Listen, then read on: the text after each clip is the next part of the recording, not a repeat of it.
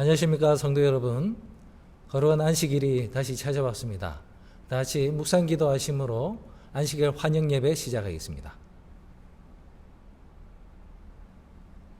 시작하는 찬미는 20장 성부의 사랑 높이 찬송하세, 찬미가 20장 부르시겠습니다.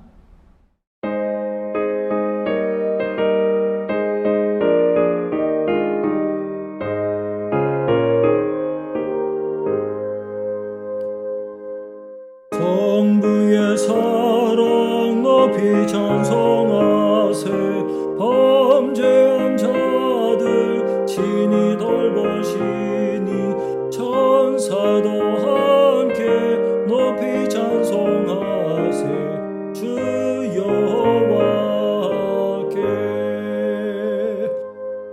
성자의 자비 높이 찬송하세, 택하신 자를 귀 돌보시니 청년과 노유 모두 찬송하세, 구세주 예수. 성령의 안위 높이 찬송하세, 우리를 위해 깨우쳐 주시니 성부와 성자 성령 삼위일체 다 찬송하세.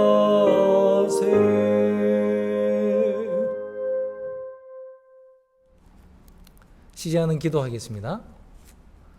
감사하신 아버지 하나님, 우리에게 다시금 거룩한 안식일을 주시니 정말 감사를 드립니다. 세상에 많은 일들이 있고 또 각 가정에 여러 가지 어려운 일들이 있을지라도 항상 안식일을 통하여 하나님이 우리를 지켜주시고 우리가 하늘과 연결되어 있다는 것을 깨닫게 해주시니 감사를 드립니다. 이 시간에 저희가 있는 각처에서 또 영상 예배를 통하여 하나님을 경배하고 찬양하길 원하오니 이 시간에 우리와 함께 해주시고 영광받아 주시옵소서. 감사드리며 예수님 이름으로 기도합니다. 아멘.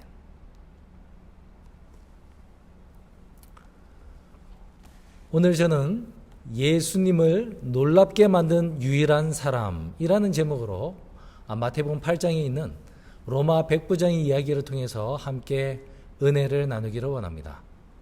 오늘 본문의 말씀 마태복음 8장 5절로 13절에 있는 말씀을 함께 읽겠습니다. 예수께서 가버나움에 들어가시니 한 백부장이 나와 간구하여 이르되, 주여, 내 하인이 중풍병으로 집에 누워 몹시 괴로워하나이다. 이르시되, 내가 가서 고쳐주리라. 백부장이 대답하여 이르되, 주여, 내 집에 들어오심을 나는 감당하지 못하겠사오니 다만 말씀으로만 하옵소서. 그러면 내 하인이 낫겠사옵나이다. 나도 남의 수하에 있는 사람이요, 내 아래도 군사가 있으니 이더러 가라 하면 가고 저더러 오라 하면 오고 내 종도로 이것을 하라 하면 하나이다. 예수께서 들으시고 놀랍게 여겨 따르는 자들에게 이르시되, 내가 진실로 너에게 이르노니 이스라엘 중 아무에게서도 이만한 믿음을 보지 못하였노라. 또 너에게 이르노니 동서로부터 많은 사람이 이르러 아브라함과 이삭과 야곱과 함께 천국에 앉으려니와 그 나라에 본 자손들은 바깥 어두운 데 쫓겨나 거기서 울며 이를 갈게 되리라. 예수께서 백부장에게 이르시되, 가라, 내 믿은 대로 될지어다 하시니 그 즉시 하인이 나으니라. 성경에는 백부장 이야기가 두 군데 나옵니다. 마태복음과 누가복음에 나오는데요. 누가복음 한번 10장을 한번 잠시 보실까요?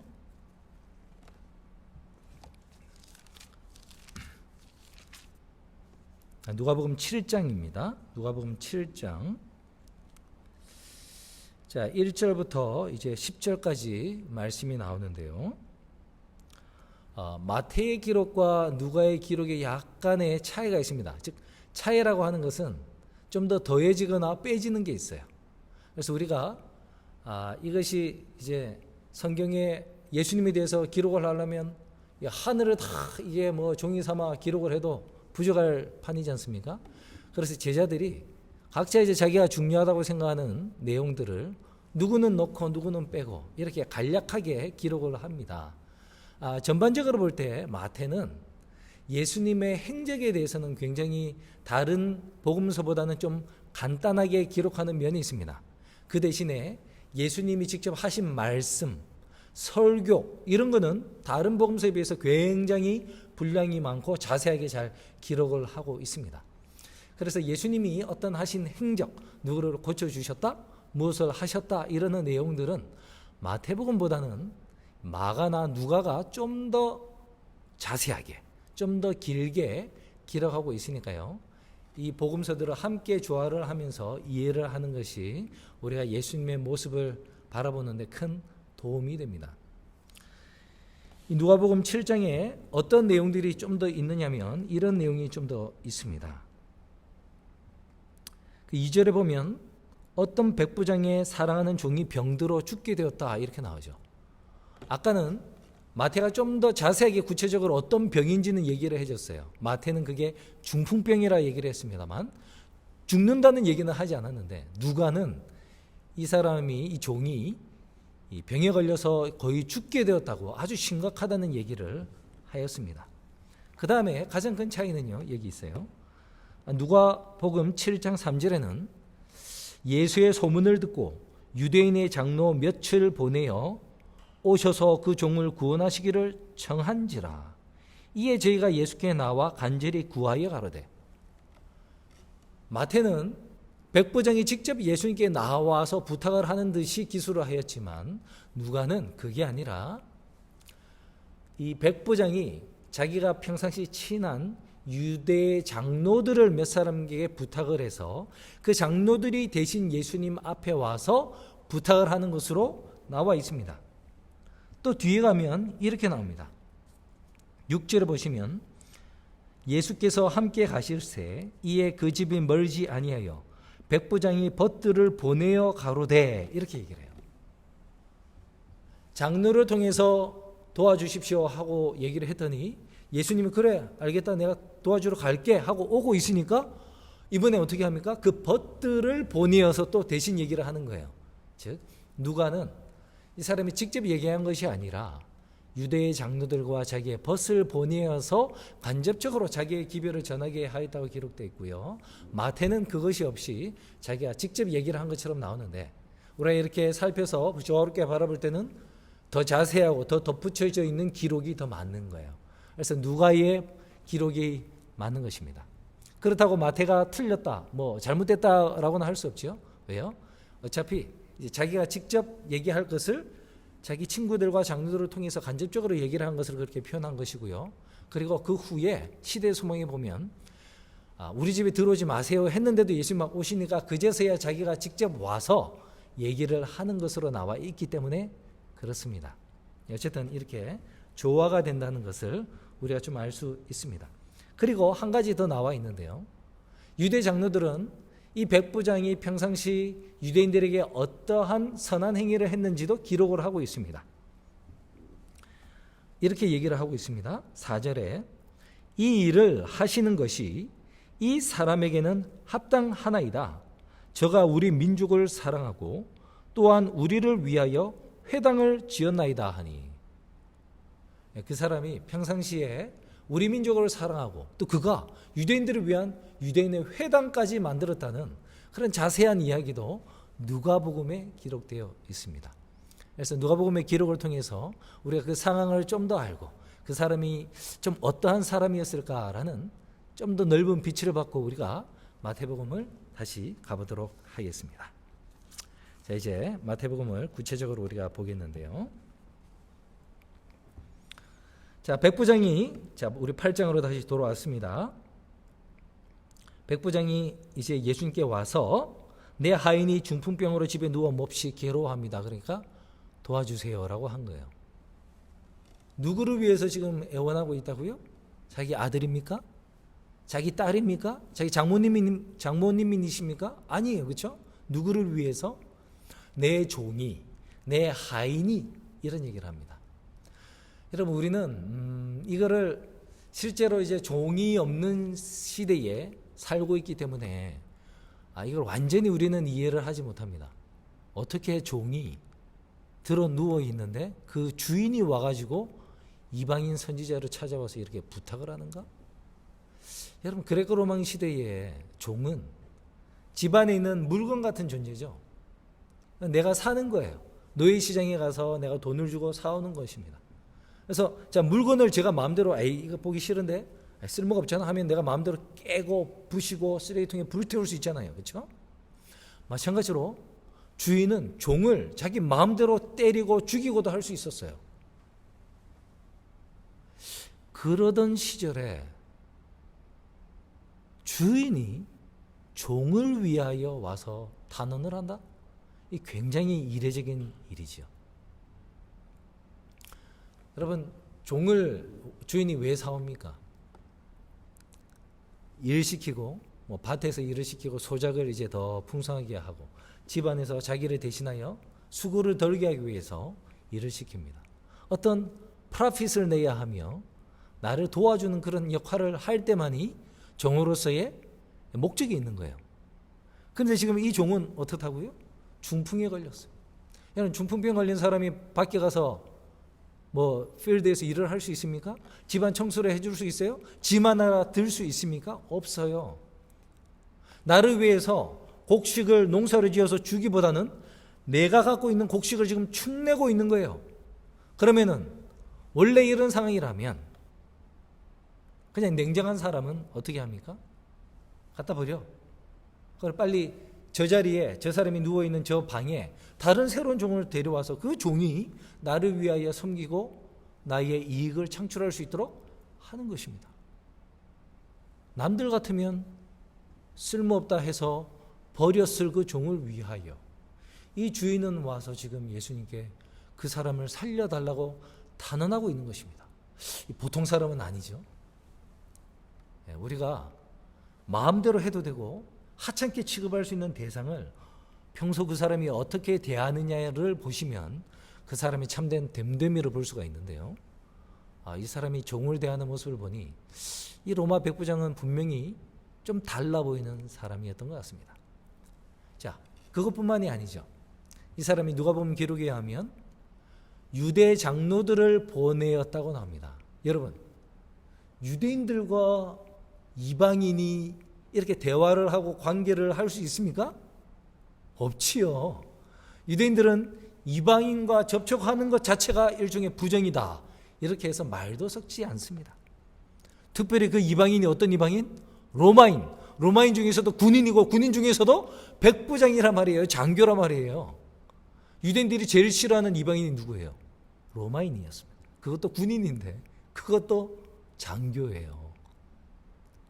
그런데 어떻게 로마 장교가 유대인들에게, 그것도 장로들에게 부탁을 했는데 그 장로들이 그 얘기를 듣고 그렇게 하겠습니다라고 온다는 말입니까? 그리고 그 사람은 장로들에게 합당하다는 이야기를 들었는데 그 이유는 우리 민족을 사랑하고 회당을 지어줬다는 거예요.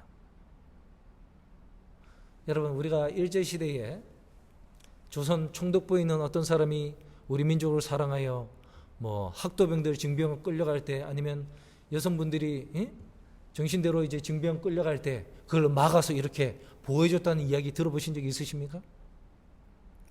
어떤 고관이 우리 한국 사람들을 위하여 한국말로 가르칠 수 있는 그런 한국어 학교를 몰래 만들어주고 그랬다는 이야기를 들어보신 적 있으십니까? 없죠. 그만큼 이 시대에 로마 백부장이 유대인들을 사랑했고 그들을 위하여 회당을 만들어줬다는 것은, 이거는 굉장히 정말 특이한 일이었던 것입니다. 저희가 추측을 하건대 이 정도로 이제 유대인들과 대화를 나누고 교류를 하고 회당까지 지어준 걸 보면 이 로마 백부장은 유대에 이제 파견을 와서 아마 원래 좀 종교적인 사람이었던 것 같아요. 그래서 유대인의 종교에 대해서 관심을 가지고 책도 읽어보고 성경책도 읽어보고 했을 것입니다.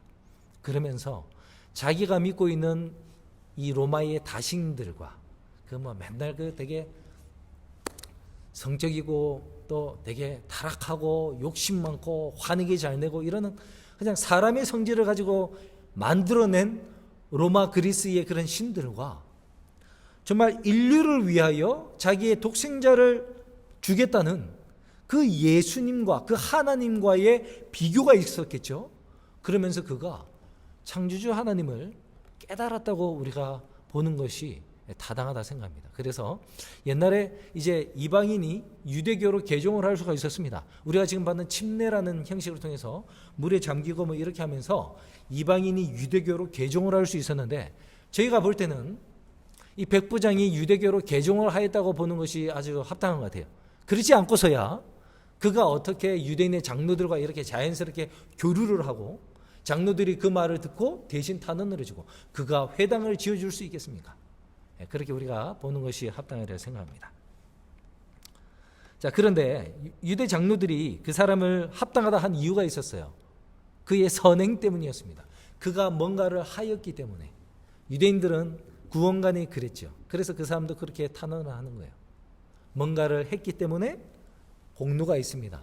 뭔가를 했기 때문에 하나님의 은총을 받을 자격이 있습니다. 여러분, 뭐 선행을 하는 것은 나쁘지는 않지만 선행을 하였기 때문에 예수님이 그를 고쳐주겠다고 하였을까요? 아니죠. 예수님이 그 전에 고쳐주셨던 사람들, 그 이후에 고쳐주셨던 사람들, 네가 뭘 했느냐, 하나님을 위해서 무엇을 하였느냐, 이웃들을 위하여 어떤 선행을 하였느냐 물어본 다음에 너는 되고 너는 안 되고 이렇게 하신 적이 있으십니까? 없어요.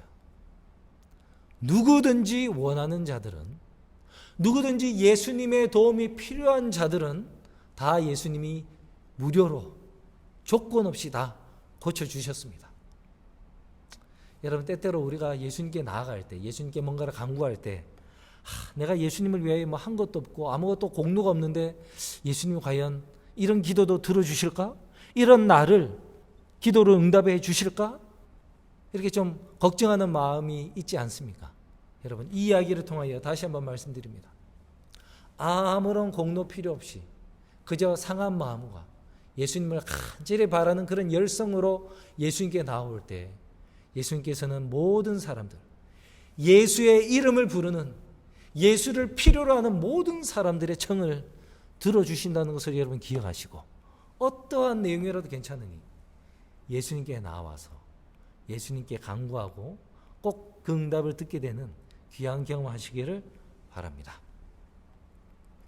백부장이 예수님께 이런 얘기를 했습니다. 내 집에 들어오심을 나는 감당치 못하겠사오니 다만 무엇으로만 하옵소서? 말씀으로만 하옵소서. 그러면서 자기가 이제 깨닫고 있는 논증을 이제 왜 말씀만 해야 되는지를 설명을 하고 있어요. 9절. 나도 남의 수하에 있는 사람이요 내 아래도 군사가 있으니 이더러 가라 하면 가고 저더러 오라 하면 오고 내 종도로 이것을 하라 하면 하나이다. 예수님, 저는 로마의 백부장입니다. 제 위에는 뭐 천부장이 있고 천부장이 시킨 대로 저도 하고요. 제 밑에 100명의 군사들이 있는데 제가 군사들에게 오라면 오고 가라면 가고 뭐 합니다. 제가 뭐 연병장에서 얼차려 해가지고 푸시업을 뭐 20번 하라, 연병장을 20번 돌아라 하면 다 제가 시킨 대로 합니다. 우리 집에 종들이 많이 있습니다. 종들 보고 설거지를 하라면 하고 포도원에 가서 일하라면 일을 하고 제 말을 듣거든요. 저는 예수님이 그런 주인과 같은, 그런 이제 군대의 가장 높은 장구관 같은 그런 권세를 가지고 계신 분이라 생각합니다. 당신이 가지고 계신 권세는 바로 하나님의 권세지요. 저는 당신을 메시아로 믿습니다. 하나님께로부터 보내심을 받은 그런 하나님께로부터 하나님의 권세를 가지고 있는 메시아이심을 저는 믿습니다. 그러니 창조주 하나님의 권세를 대표하는 당신께서 이 피조물들에게 뭘 하라고 하는 대로 이 피조물들은 다 그 말씀에 순종할 걸 저는 믿습니다. 심지어 이 질병이라 할지라도 당신께서 말씀하시면 이 질병도 하나님의 음성에 복종할 것을 저는 믿습니다. 그러니 우리 집에 오지 마시고 지금 이 자리에서 그냥 나았다고 말씀만 해주시면 그렇게 될 걸 저는 믿습니다. 여러분 놀라운 믿음 아닙니까? 여러분은 그렇게 믿으십니까? 물론 머리로는 창조주 하나님이시니 하나님 못할 게 없지. 그런데 막상 그것이 내 실생활에 살면서 기도를 하려고 할 때 하나님이 이것도 어떻게 해 주실까? 이런 의심해 본 적 없으십니까? 이 믿음은 제가 볼 때도 굉장한 믿음이에요. 말씀만 하십시오. 그러면 낫겠나이다. 예수님도 그 이야기를 듣고 뭐라고 하셨습니까? 10절에 보시면 예수께서 들으시고 기이 여겨 했어요. 놀랍게 여겨. 성경에 마태복음과 누가복음, 요한복음 다 보시면 예수님이 어떤 말씀을 하시니 그걸 들은 사람들이 기이 여겨, 놀랍게 여겨. 이는 목수의 아들이 아니냐, 또는 그가 배움을 받지 못하였거늘 어찌 이런 말을 할 수 있단 말인가. 예수님께서 어떤 누군가를 병자를 고치시거나 놀라운 아무튼 이적을 행하실 때 그걸 보고 사람들이 놀랍게 여겨, 기이 여겨 막 이렇게 얘기를 하는 게 나와요. 그러니까 모든 사람들이 예수님 때문에 기이 여겼단 말이에요. 근데 반대로 예수님을 기이 여기게 만든 사람이 있느냐 하는 거예요. 오늘 여러분이 보고 계시는 이 사람이 바로 그 사람입니다. 그리고 사복음서에, 성경에 이 예수님을 기이하게 만든 사람은 이 로마 백부장이 유일해요. 물론 다른 사람들 믿음을 칭찬하는 사람이 있습니다. 내 믿음이 너를 구원하였다. 뭐 대단한 믿음이다. 이렇게 예수님이 인정해 준 사람도 있지만 표현상에서 그 사람의 그 믿음으로 말미암아 예수님이 놀랍게 여기시고 기이 여겼다고 하신 것은 이 백부장이 유일하단 말이에요. 그래서 우리가 하늘에 가면 이 백부장을 만나게 되면 당신이 바로 예수님을 기이하게 만든 그 사람입니까? 이렇게 우리가 얘기를 할 수 있을 것입니다.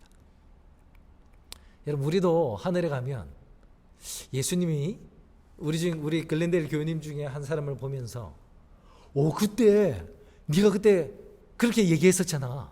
그때 네가 그렇게 행동했잖아. 내가 네 믿음에 내가 정말 놀랍게 여겼다. 이러는 칭찬을 듣는 사람이 나오게 되길 바랍니다. 얼마나 귀한 칭찬이 되겠습니까?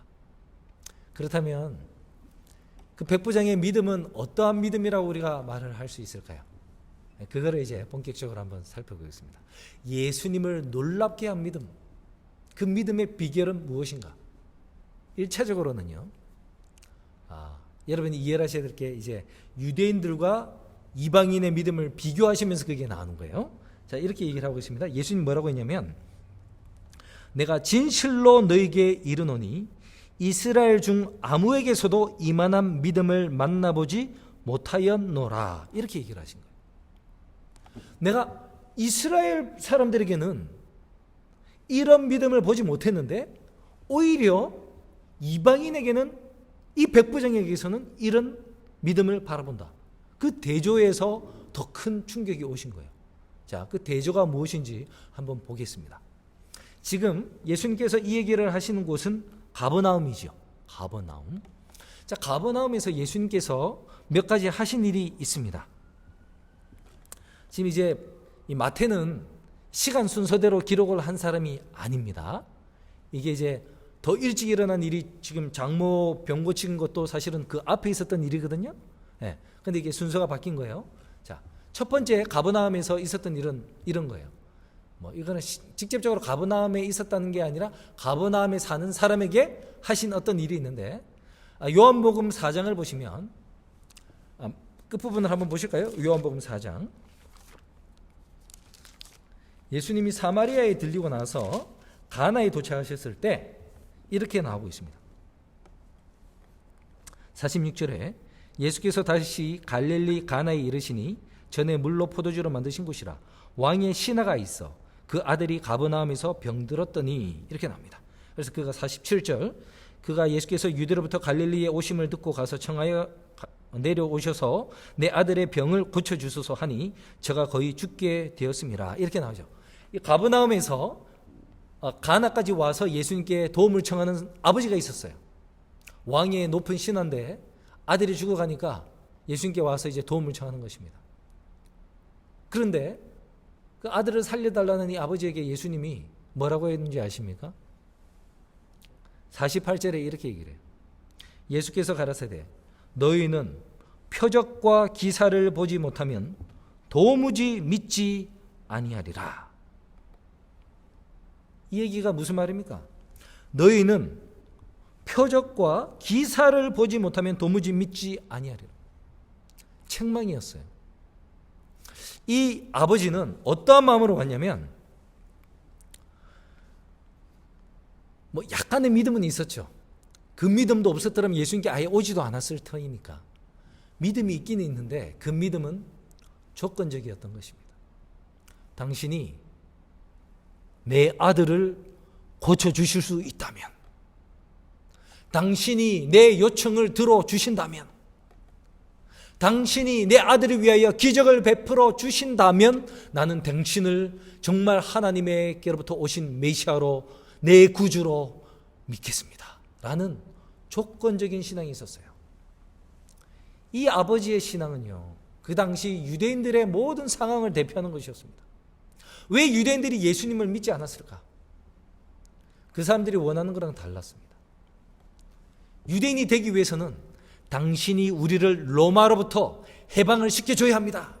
당신이 로마의 군대를 물리치고 우리가 이제는 정말 이 솔로몬 시대처럼 은과 금이 너무 많아가지고 길거리에 돌처럼 많이 만들어주시고 우리가 더 이상 밭에 가서 일을 하지 않아도 전 이웃 나라에서 조공으로 들어오는 그 곡식으로 말미암아 우리가 누워서 먹고 살 수 있도록 만들어 줄 수 있다면 당신은 메시아고, 그렇지 않으면 나는 당신을 메시아로 믿지 않겠어.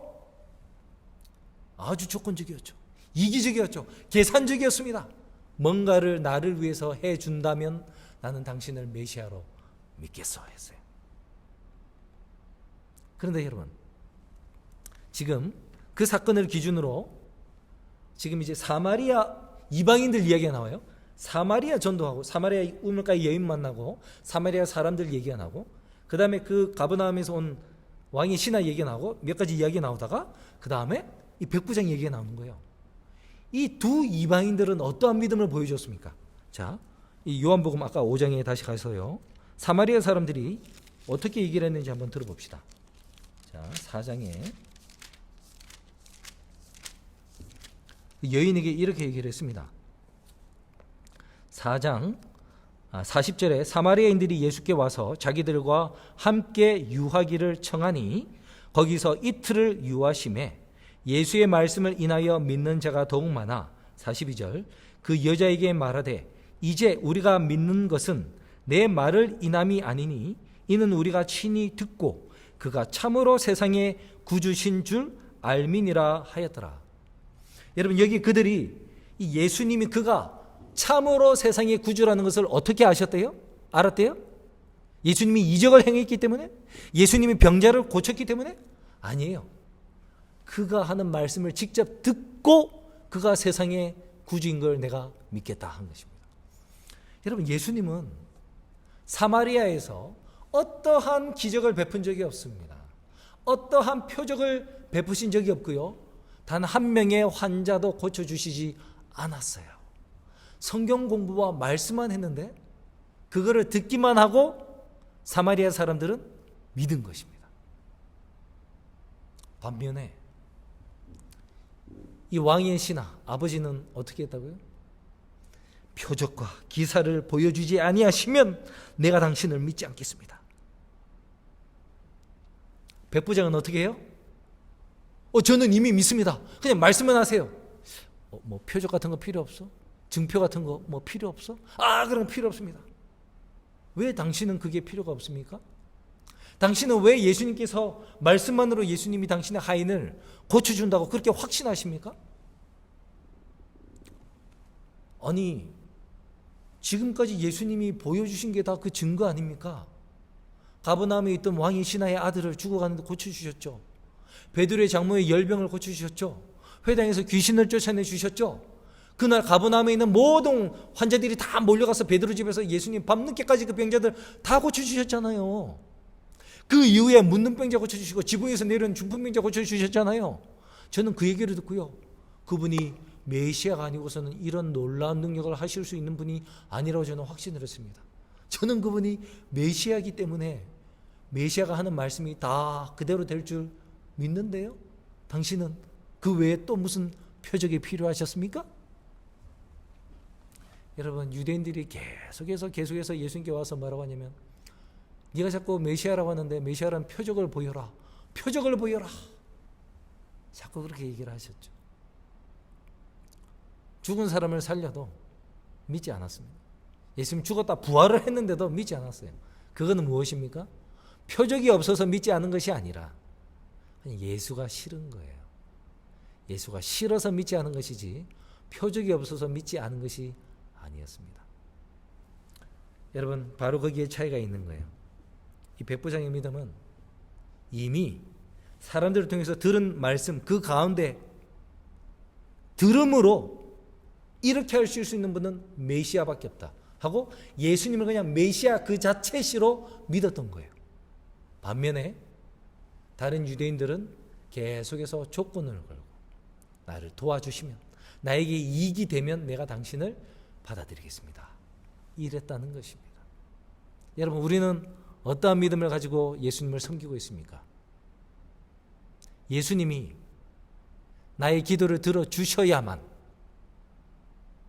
예수님이 나의 질병을 고쳐주셔야만, 예수님께서 내 사업이 번창하게 돈을 벌게 해주셔야만, 그러면 내가 예수님을 잘 섬기고 믿겠습니다, 이런 신앙을 혹시 하고 있지는 않으신지요?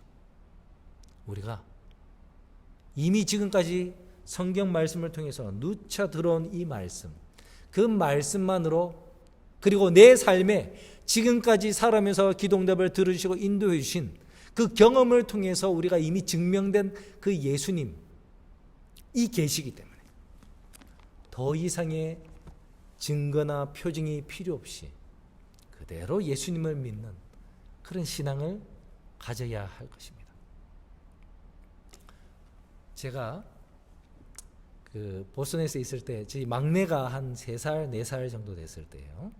안식일에 이제 뭐 여러 가지 안식일 오후 활동을 하고 이제 몸이 이제 피곤해서 이제 빨리 집에 가고 싶었습니다. 차를 타고 이제 가족들 데리고 이제 집에 가는데 갑자기 조금 갔는데 전화가 왔어요. 어느 이제 집사님이십니다. 이 집사님은 이제 부인이 재무였기 때문에 늦게까지 남으셨어요. 그분이 전화를 하신 거예요. 목사님 내 막내 지명이가 지금 교회 그 계단에 앉아서 있어요, 이래요. 그러고 뒤를 봤더니 막내가 없는 거예요. 애를 빼놓고 나머지 이제 큰 형들이랑 저희만 이제 차를 탄 것입니다. 깜짝 놀라가지고 다시 차를 돌려서 이제 교회 왔더니 이제 막내가 이제 교회 앞 계단에 앉아 있는 거예요. 그 집사님이 옆에 있으면서 껄껄거리면서 저한테 이런 얘기를 하는 거예요. 집사님이 이렇게 얘기를 했대요. 지명아, 너 아빠가 집에 갔어.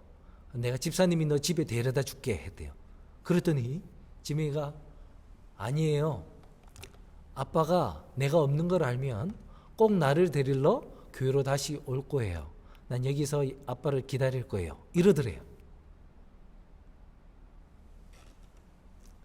이 집사님이 무섭게 생겼거나 뭐 낯설어서 그런 게 아니에요. 이 아이가 왜 두려워하지도 않고 울지도 않고 그 자리에서 가만히 있으면 아빠가 데리러 온다는 것을 그냥 믿었을까요? 어떤 증거가 있었습니까? 저랑 뭐 전화가 있어가지고 저랑 전화통화를 그 아이가 미리 하였던가요? 아니에요.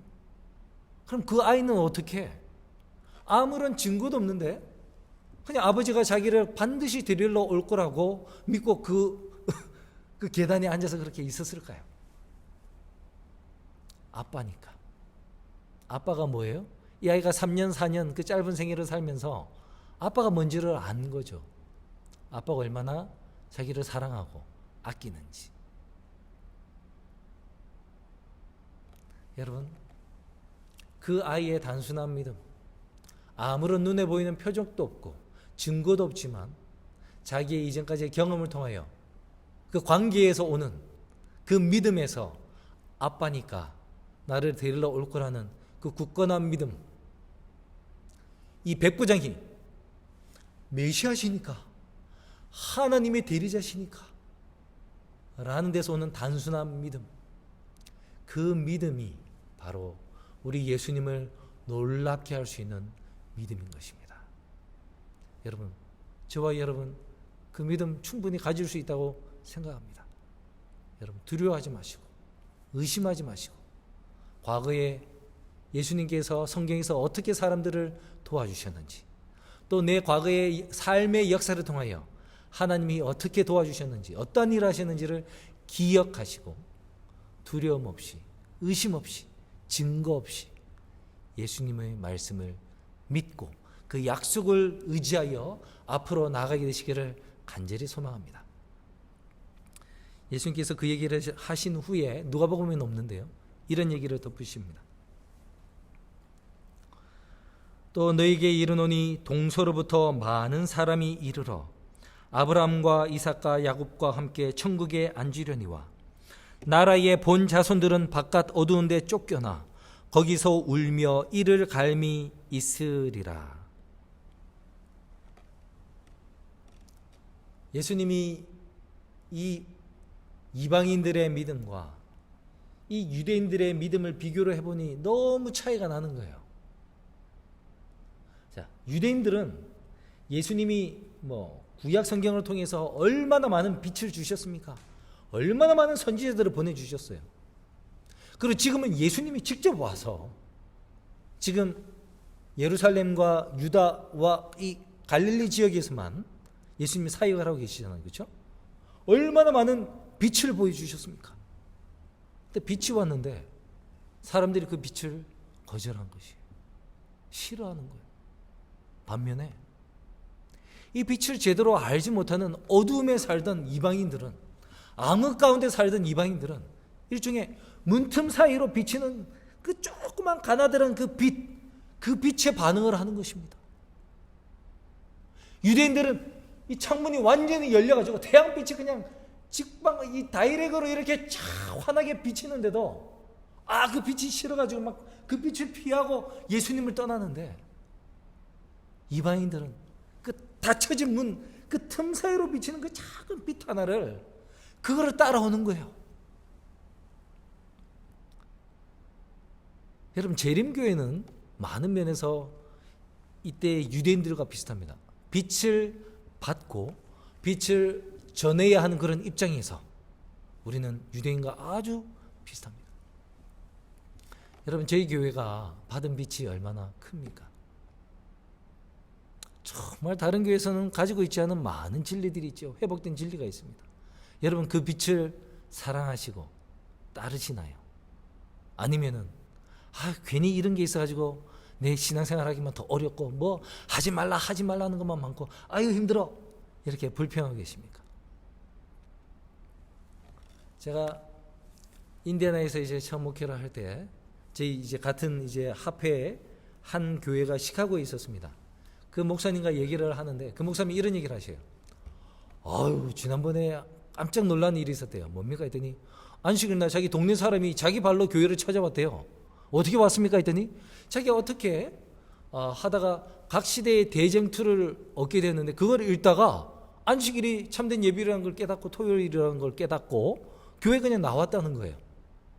제가 그 얘기를 들었을 때 너무 부러웠어요. 와, 그때 인디애나에서 이제 전도가 굉장히 어려웠거든요.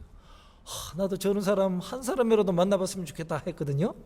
그런데 하나님, 제가 인디애나에서 목회할 때는 그런 사람을 만나게 안 하셨는데 그 이후에 보선에 있을 때는요, 여러 사람을 만났습니다.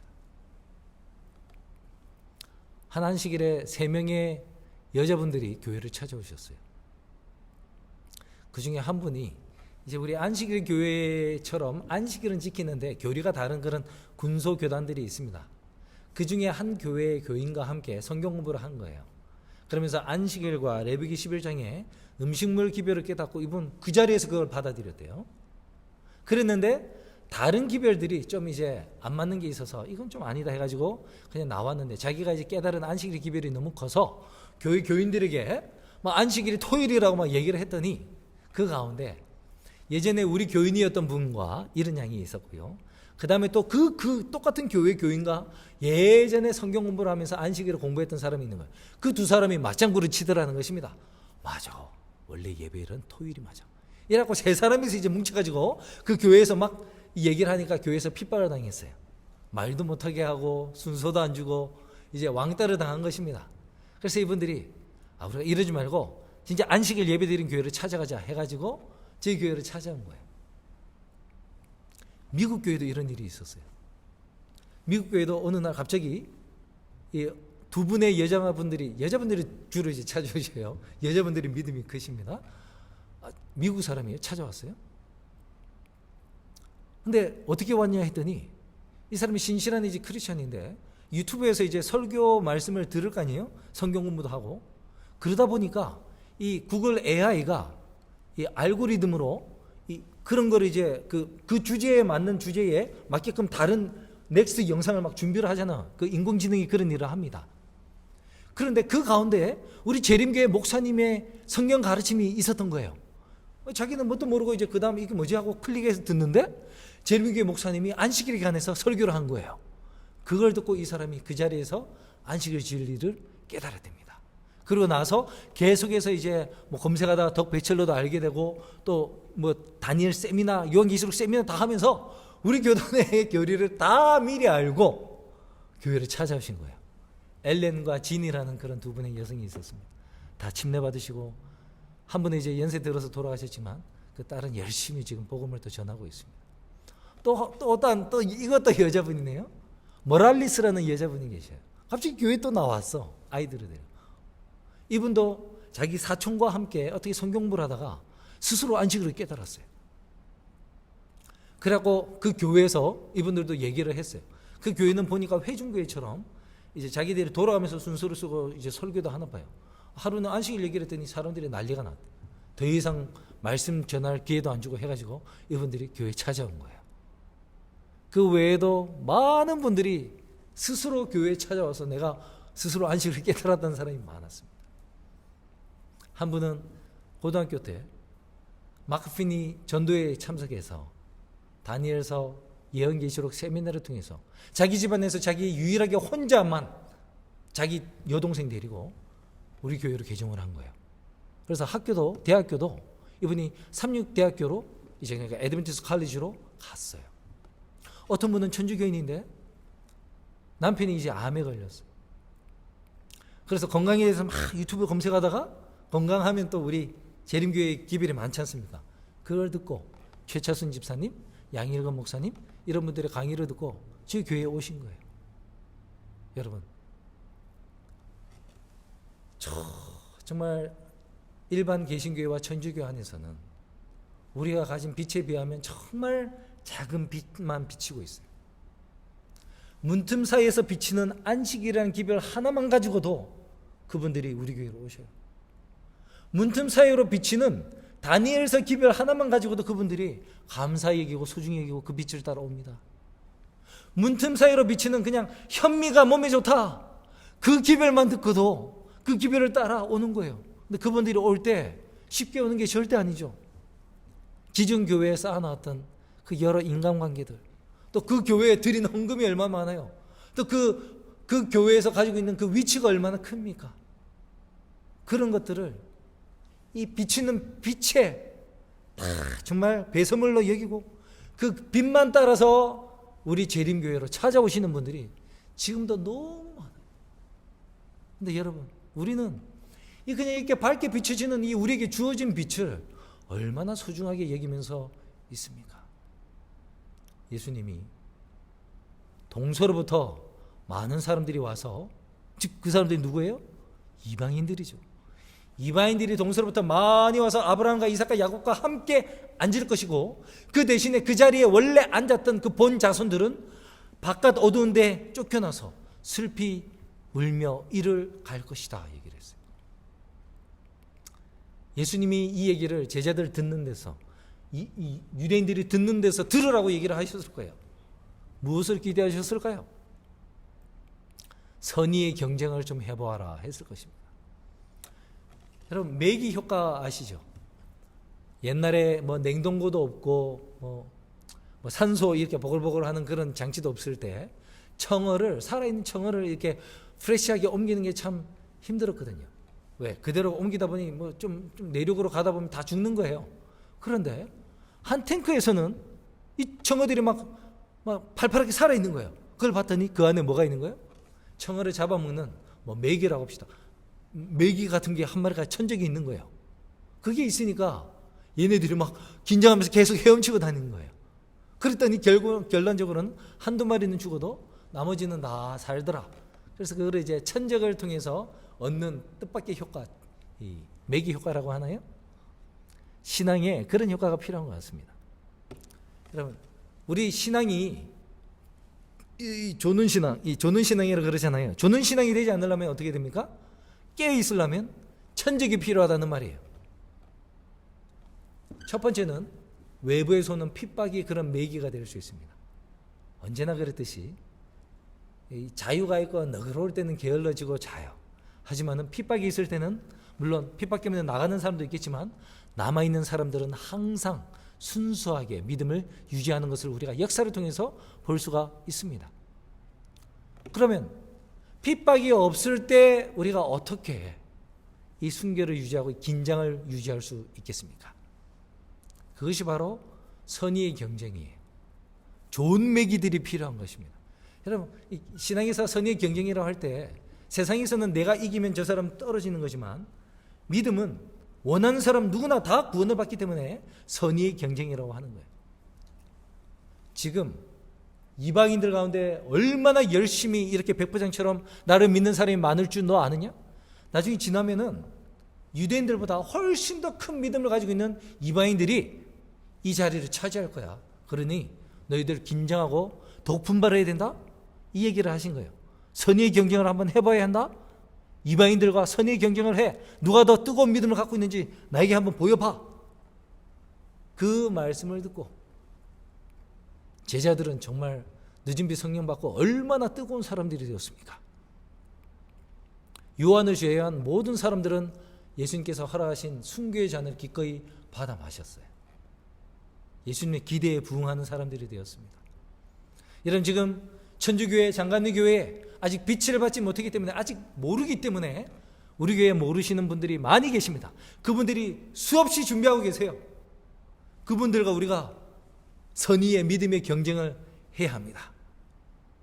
우리에게 주어진 빛을 정말 감사히 여기고 우리가 알고 있는 지식 가운데로 행하면서 지금까지 우리에게 주신 예수님의 모든 은혜와 기둥답을 기억하면서 성경에서 예수님이 어떠한 사랑을 이 성경 말씀을 통해서 우리에게 주신지를 기억하면서 조건 따지지 않고 증거를 보여달라고 하지 아니하면서 예수님이시니까 믿는 그런 믿음을 우리가 이제는 보여야 할 때가 왔습니다. 사랑하는 성도 여러분, 오늘 백부장의 이야기를 통하여, 백부장의 믿음을 통하여 우리도 이제는 예수님을 놀랍게 만드는 사람이 되기를 간절히 바랍니다.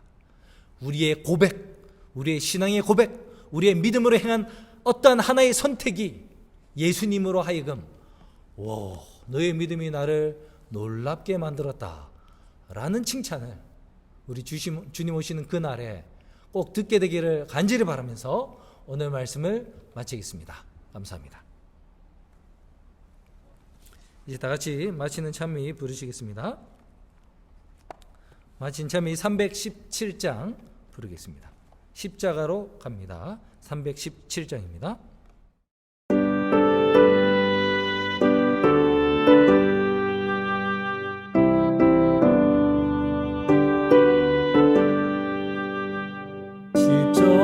십자가로 갑니다. 아련한 이 몸이 모든 것을 버리고 구원 찾으러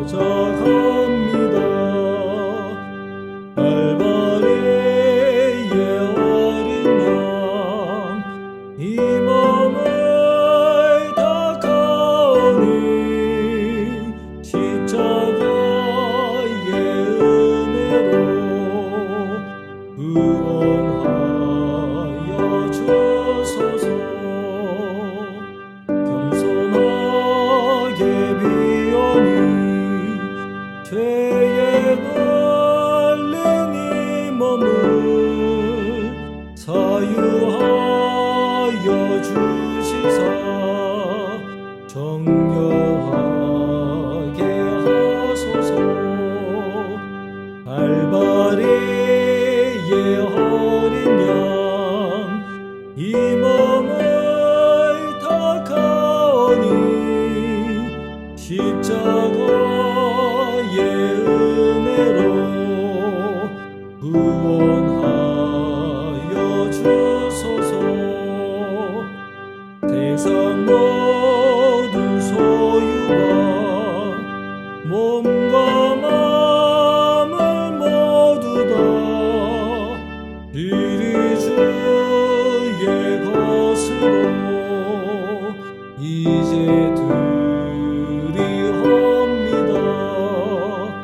갈바리의 어린 양 이 몸을 닦아오니 십자가의 은혜로 구원하여 주소서.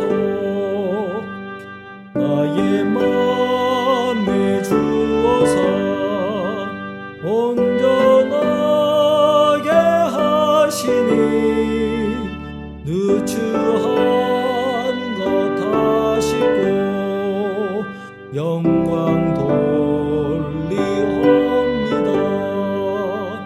갈바리의 어린 양 이 몸을 닦아오니 십자가의 은혜로 구원하여 주소서.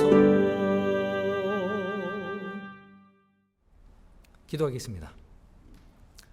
아버지 하나님, 우리가 참 이렇게 많은 빛을 받고 많은 지식을 소유하고 있으면서도 이 받은 빛을 감사히 여기지 아니하고 또 빛을 따르지 아니한 죄를 용서하여 주시옵소서.